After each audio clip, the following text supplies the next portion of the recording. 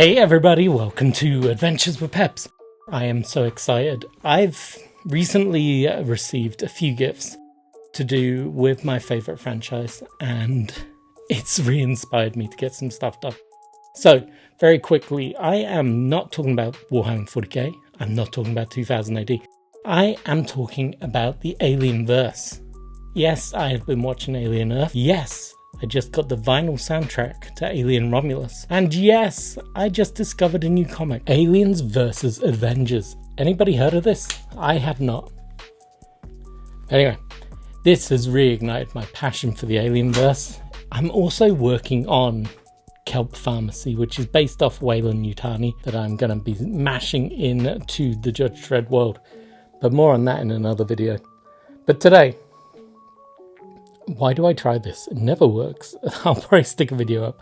We are painting Carter Burke from Weyland-Yutani, the corporate villain of the movie, as you will.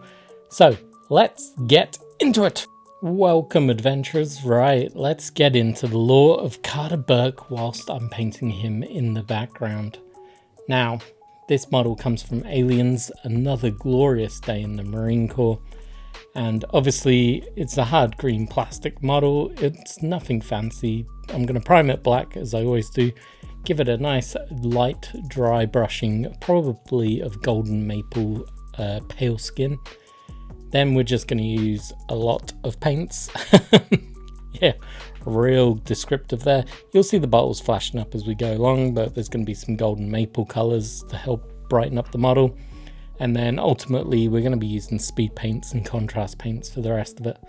But let's dive into what is a fun character, his role in the story, and why he stands out as one of sci-fi cinema's most corporate villains.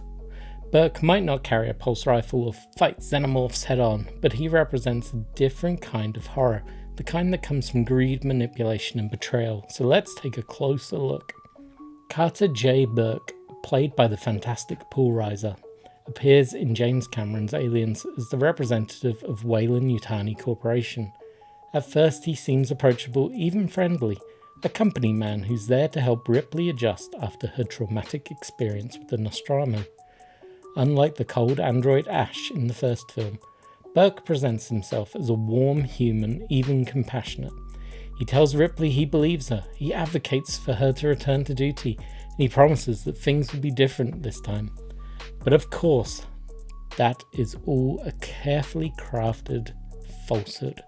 Now, let's be clear here, Burke is not an android. I know the way that I'm explaining it, comparing him to Ash would make him seem like he's an android. He's not, he is just a corporate man. The reason I'm saying that is because Ash was clearly the Weyland-Yutani representative in the first film.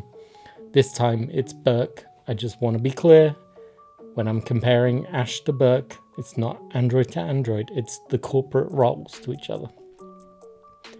Burke is the one who arranges for Ripley to accompany the Colonial Marines to LV-426, the colony on Archon. On the surface, it looks like he's doing this to give Ripley closure, to confront her fears and to help figure out what happened to the colonists. But really, Burke has ulterior motives, as always with Weyland. He knows that the xenomorph species could be incredibly valuable to Weyland-Yutani, and like many corporate stooges in science fiction, he's willing to risk everyone to bring back specimens. His real mission is profit and progression for himself at any cost. Burke's most infamous act comes halfway through the film Aliens, which is the second one in the series. Ripley and Newt wake up in the medbay to find two facehuggers loose in the room with them. The door is locked and the emergency alarm has been disabled. It's a bone-chilling scene that actually creeps me out to this day, even though I've seen the movie so much. But it really shows Burke's true nature and how far he's willing to go to get it done.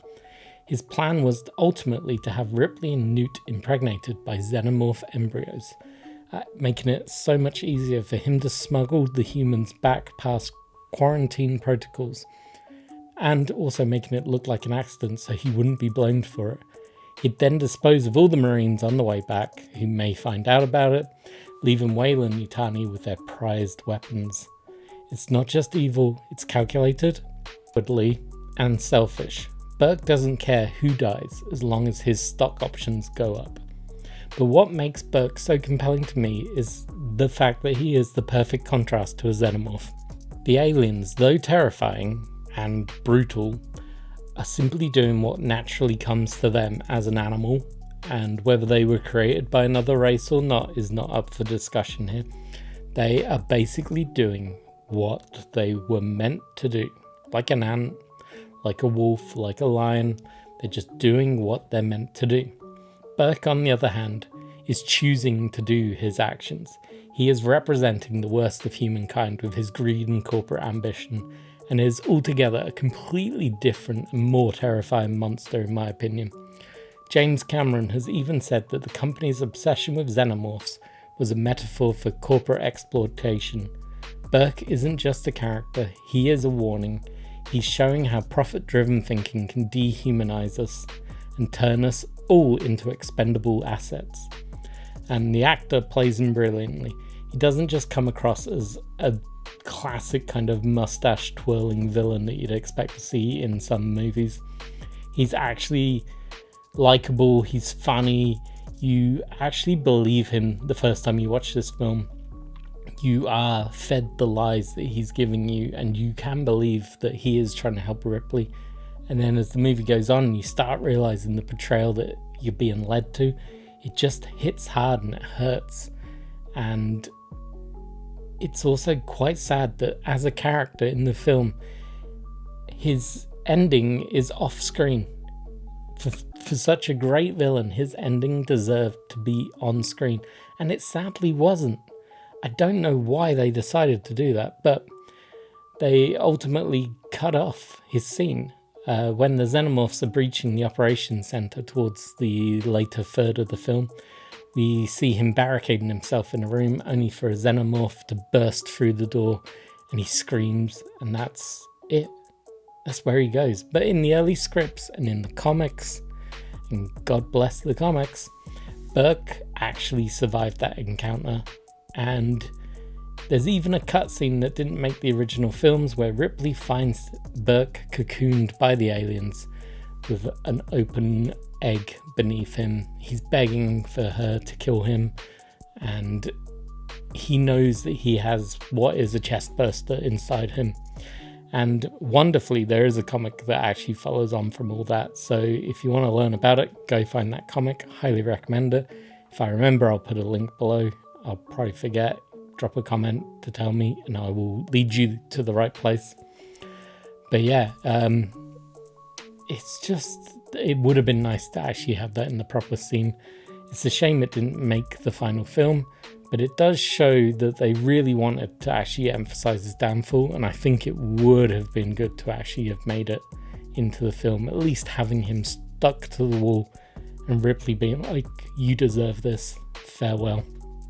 But moving on, since Aliens, Burke has become shorthand for the slimy corporate villain.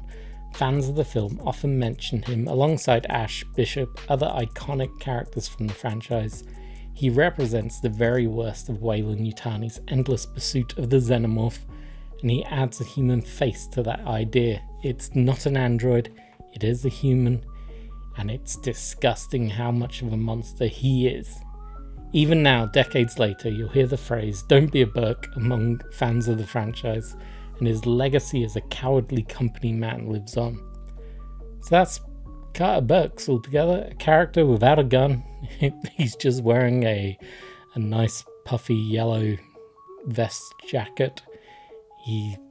His only armor is his greed, to be fair, but he is probably the scariest threat in Aliens once you get past the actual look of the aliens themselves. He is the true villain. He is the true monster of the film. And he's also worthwhile because it reminds us that the greatest danger doesn't actually come from the aliens or the monsters in the dark, but from the people who stand in front of you and smile and shake your hand before they stab you in the back. And that's it. Hopefully you've seen how I painted the model. Hopefully you've enjoyed it. If we're lucky enough, I'll have some rotating photos of him. But yeah, thanks for hanging out with me. As always, I really do appreciate you taking the time to watch these videos. If you have any questions, drop me a comment below. if you've made it this far, drop me a graph emoji just to prove that you made it this far, and first one that comes through, I'll pin to the top. And yeah, I hope you enjoy these kind of videos. I don't personally enjoy talking about my painting. That doesn't excite me, so I'm going to talk about the lore of the characters as I'm painting them moving forwards. And you're probably going to see Carter again. I'm going to be using him in my Judge Dredd games. He's not going to be Carter in those scenarios, but this model will be popping up quite a lot in the future. So until next time, keep painting, keep playing, and watch out for any corporate reps that have too much charm. As always, cheers for watching.